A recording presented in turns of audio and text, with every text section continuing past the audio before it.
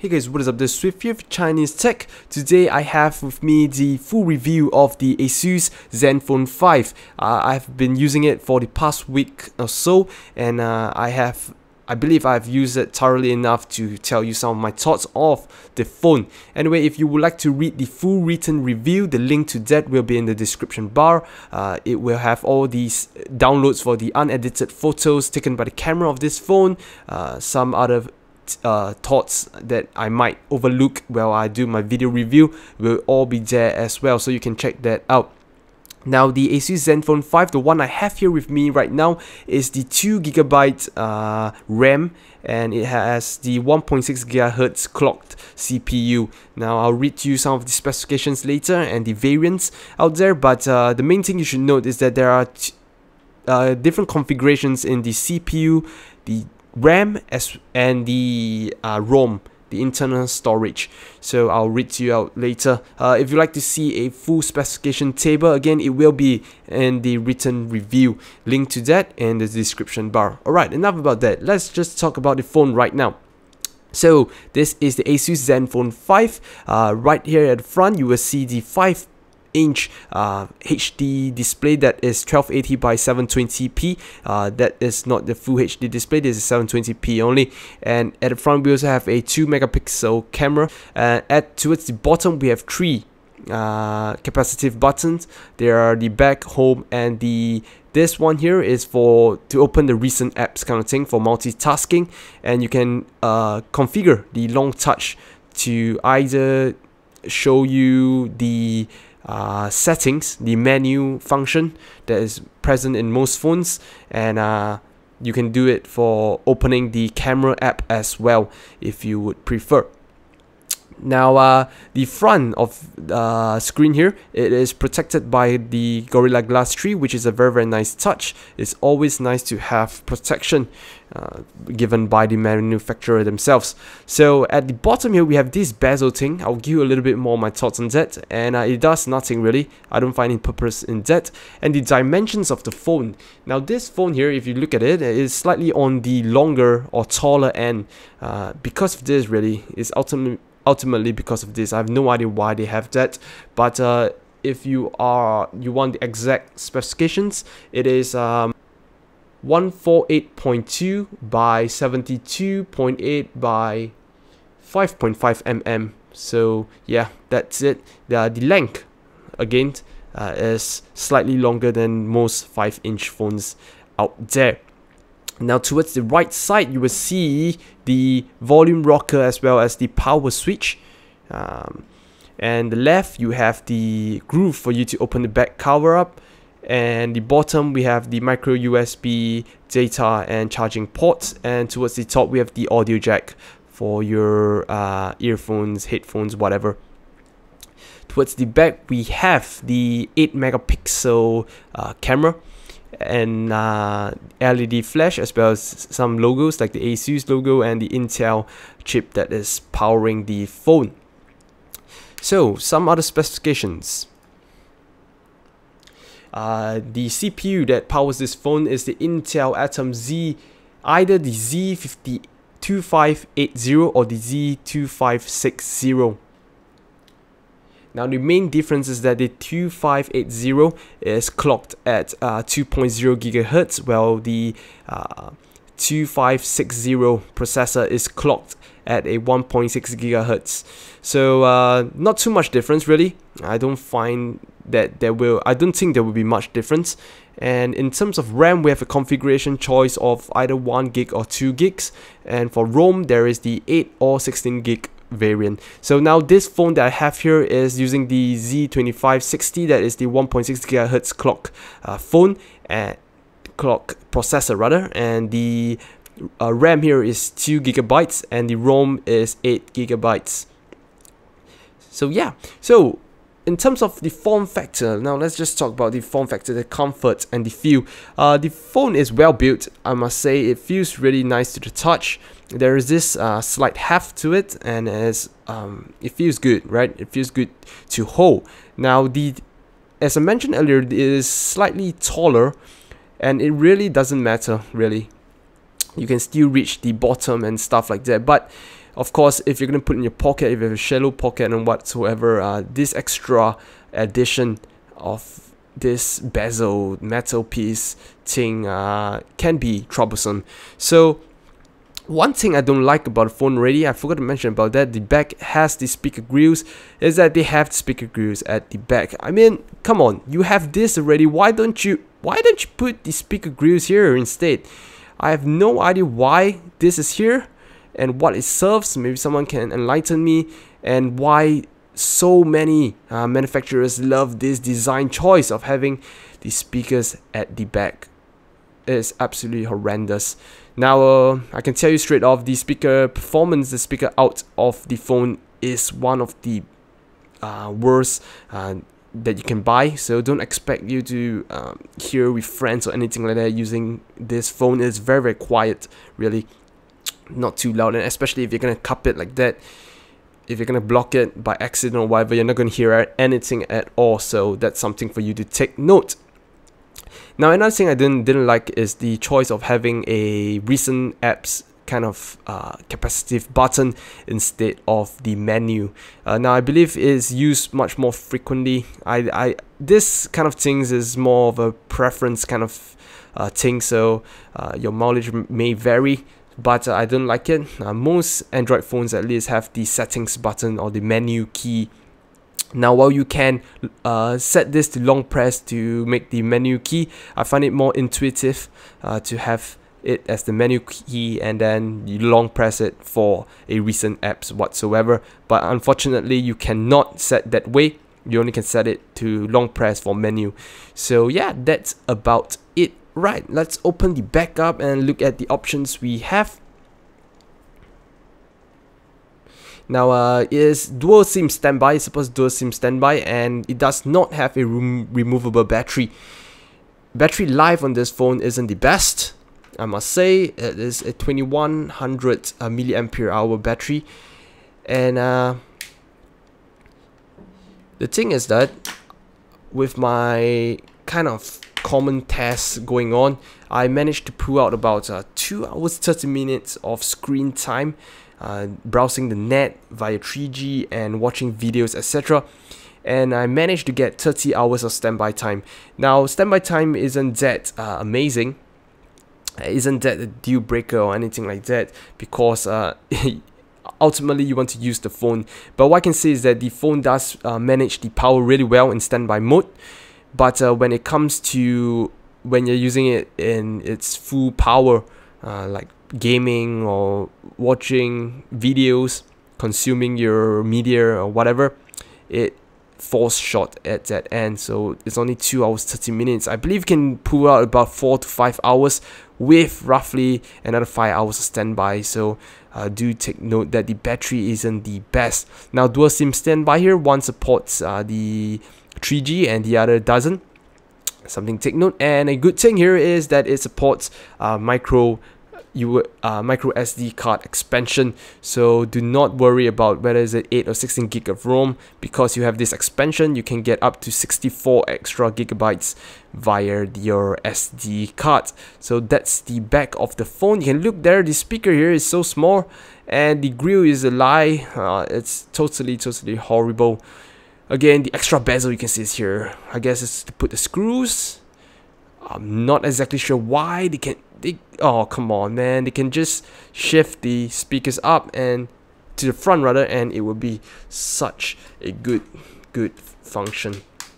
It would perform much better at least. So now I'm going to turn off the lights so we can take a look at the phone itself. Now, display here is, as I mentioned earlier, is a IPS 720p display, and you can see that it can go rather bright, and it can go, the adjustment is pretty nice. So I'm going to put it somewhere that is visible, and you see here, this is the Zen UI that comes with the phone.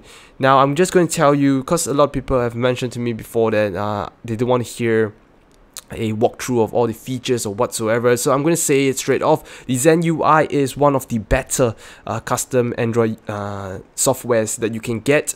It is quite close to stock experience. What it changes mainly that you see is that it changes the theme a lot. and it introduces some of their own ASUS functions that are kind of neat, which I will show you towards the end of the video.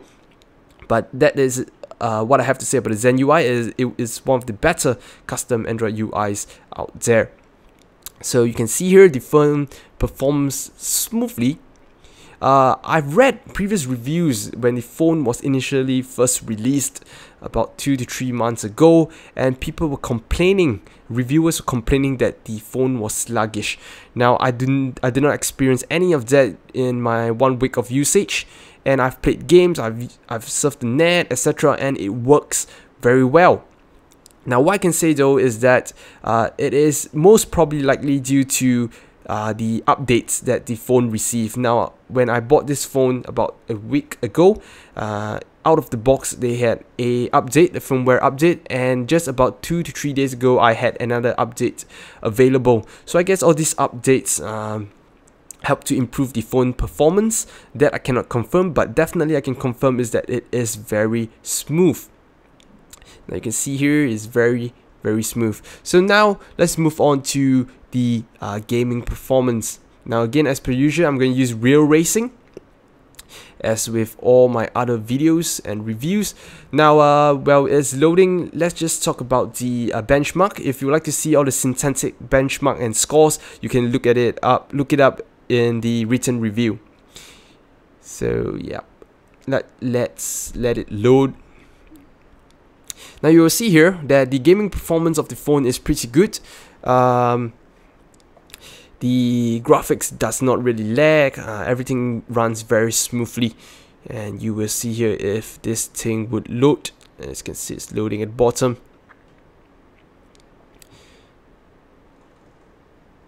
Alright, now I'm going to just a caution. I'm going to play really badly because I cannot really play like that. Alright.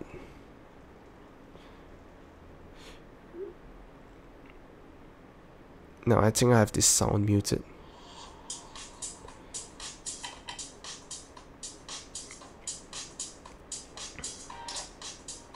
Now it might sound loud to you. At least it sounds loud to me now.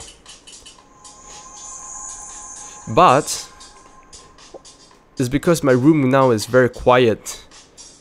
If you have just some more extra noise, and you're gonna see that the speakers do not perform at all. And again, I hate speakers that are placed at back. You see, if I cover, you can cover it up very easily.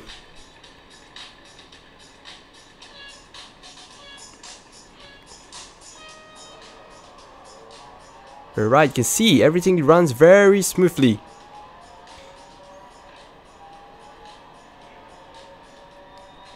No lag whatsoever. I must say that if you compare this to the pairings, the common pairings of the MediaTek MTK6589 and the same GPU, this actually performs slightly better. Now I believe it's due to the CPU, or perhaps it's a better integration between the CPU and the GPU. I'm not too sure, but it definitely feels that it's much smoother.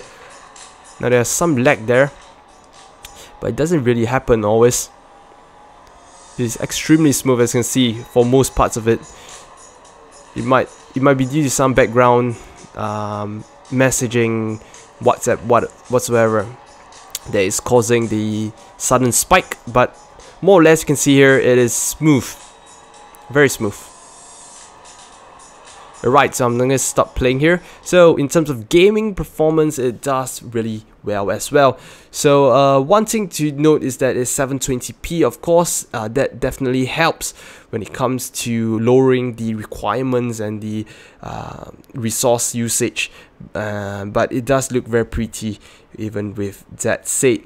So in terms of the camera, here are some of the photos that I've taken using the Zenfone 5, and if you would like the unedited photos, the download link will be in the written review. So what I would say is that the camera performance is alright, isn't very good or outstanding as claimed by them, but what I will have to say though, does have quite an impressive way of taking night shots or shots in low lighting. You will see here the few pictures of my cats under very dark conditions. The phone is able to capture and still make it look okay. Well, of course, under very little lighting, you don't expect your photo to look any good or anything that is outstanding. But comparatively, if I compare it to my other phones out there that I find that their camera is pretty okay, is that the Zenfone 5's camera and software allows it to strike a very good balance between exposure and getting detail, noise, etc., allowing you to form a picture under low lighting that is pretty decent comparatively. So that's the only good thing that's going on for its way, and otherwise in a bright setting I feel that the camera doesn't capture some details very nicely. The color reproduction isn't very vivid, but overall it's alright. It is alright, and there is nothing to get excited about. That's what I'm trying to say.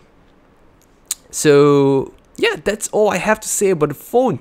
It is a decent phone and is priced slightly more expensive than the Xiaomi Hongmi, but one thing that has it going for its way is that it is much easier to get compared to Xiaomi products in general. This is about 250, I believe. You can get it off AliExpress or whatever, because this is by a more major kind of retail brand or manufacturer by ASUS. They should have it more readily available, and you can buy it off your stores and whatsoever. Yeah, so conclusion is that the phone is a great buy. It's a budget phone. It does perform very well, and in terms of performance, there's nothing lacking. Phone signals, phone calls did not drop for me. Now your mileage may vary according to where you stay and your satellites whatsoever, but in terms of comparing it with all my other phones so far, it does have a similar performance, and that is there is no drop calls. Phone quality is great at both ends. It's clear, and nothing much to say. Then it is good for its price. Pretty good. Zen UI is a nice addition as well, and if you like to stay for some of the showcase stuff that I'll show you that is unique to the Zen UI, you can stay tuned. But otherwise, this is a phone, the ASUS Zenfone 5, that is pretty good, and I can definitely recommend it to people that are on the budget. This is one phone that you can look out for. Alright, so with that all aside, now I'm going to show you some of the features that makes me feel why Zenfone 5 is pretty good. Now you can see here almost all their stock stuff, like your contacts, your gallery, calendar, etc. It is rethemed to this flat theme and very colorful kind of theme. But I'm not going to show you that, because you can see in the other apps, they are basically the retheme and restyle kind of apps.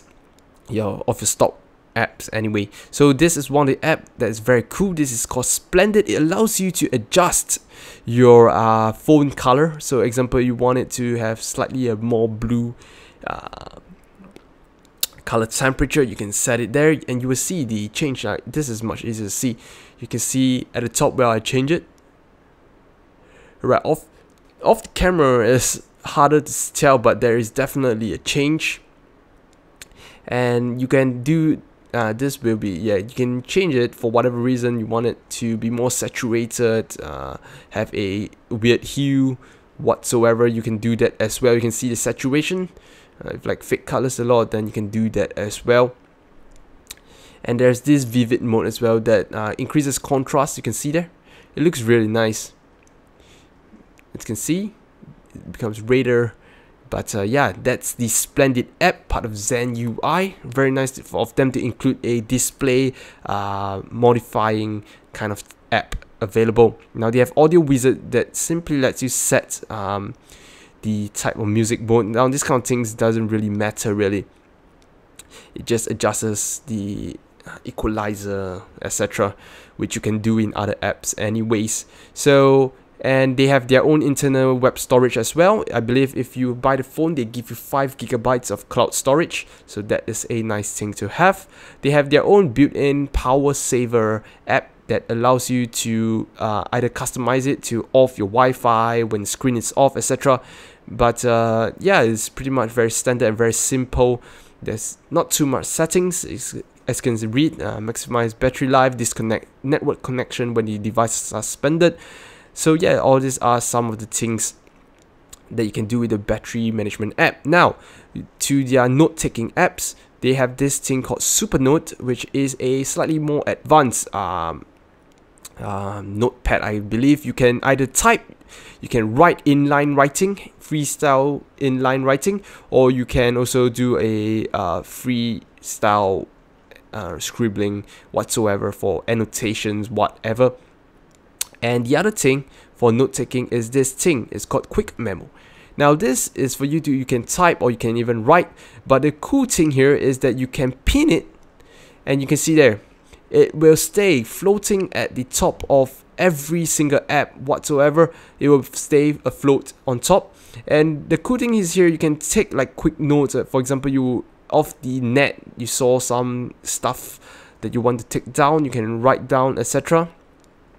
And then you can simply just close it, and it will still be there, and then you can refer to it whenever whatsoever. As you can see, I open an app, it's still there, and yeah, it's pretty cool, very nice indeed. So I'm just gonna close it. And next thing here, which is nicer, is the do it later. Now you can, using only their stock apps, you can have this functionality to edit to like read later, and they put it to your to-do task. As you can see here under phone book, I have this thing, then I have a website that I loaded it up to read later, so it will add to your to-do list. And you can do things like remind yourself to message someone, call someone. It's really cool. So that's some of the productivity enhancements that ASUS has provided with their phone. Now their clock is also slightly nicer. As you can see, they have this theme going on, and yeah, so functionality wise the same, but they did change the style a little bit. Now these are a variety of apps that are called the link apps. Now these apps are there for you to do various functions, mainly to transfer files in between phones. Now if your friend has another ASUS device, they should have such apps available, and all you have to do is to connect it to each other. It's very simple. It's a very simple process. You can just follow the buttons on screen and instructions on screen, and then you can do it. Now they also have this remote link thing that allows you to let the phone act as a keyboard or mouse, touchpad, whatsoever to your computer. But do note, your computer or laptop must have Bluetooth, and you must install their software on your computer end as well. Now the last thing I'll show you is this what's next kind of feature kind of thing. This is their events calendar that you can quickly look at, and if you connect all your devices, you have all your birthday reminders, next public holiday whatsoever will all appear here, which is very nice. As you can see, the widget up there is very nice as well.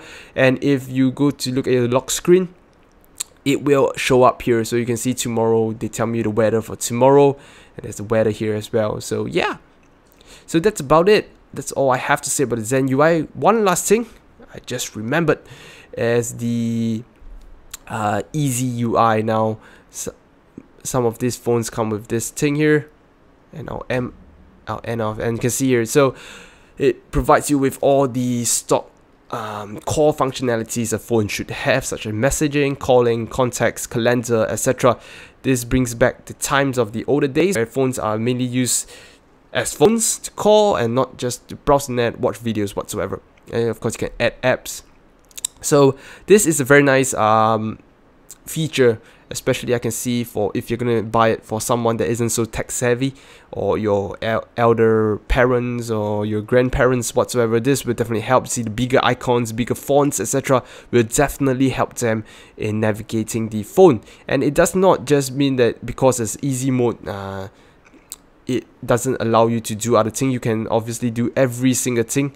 It just modifies the navigation style to make it much more simplified for those that need such simplification. So yeah, that's the Zen UI. Very, very nice.